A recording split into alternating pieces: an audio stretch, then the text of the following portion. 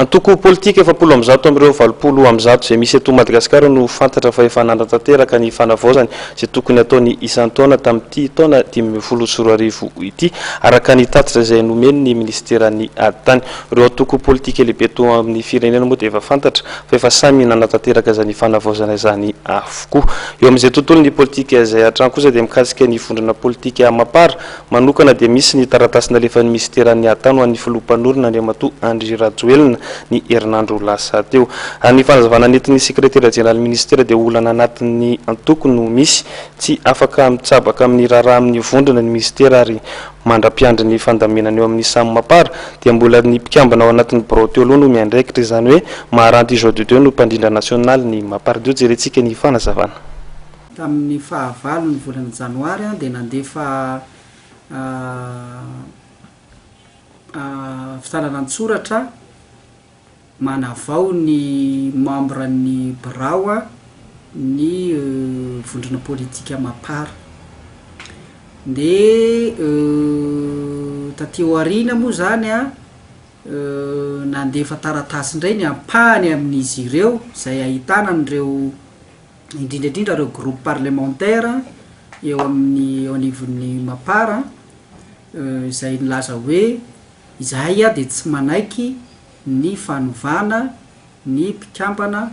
ao amin'ny birao ny mapara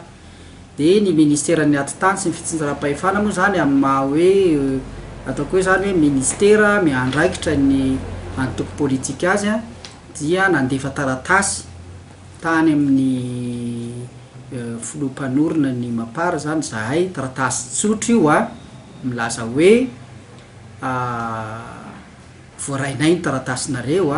momba n'ilay fanovana ny birao ny manahirana anay fotsiny dia misy koa tonga indray taratasina olona ao aminareo ihany mandahany io fanovana io dia mba averinay aty aminareo ny fitarainan'zareo mba ahafahanareo mandamina n'izany raha anatinareo zany ao anivon'ny vondrona politika mapara izany. Zay zany ny taratasy nalefanay tany amin'ny filoha-mpanorona ny mapara ary tsy misy afa-tsy zay ihany ny taratasy nalefan'ny ministera. Ary dit tsy hoe voalohany akory ny nandefan'izay ny ministera fa tsaronareo tsara tamin'ny androny tamin'ny fotoan'andro ny arema efa nanana an'izay problème zay dia nandefasanay taratasy mitovy amin'izay tsisy valaka hoe alamino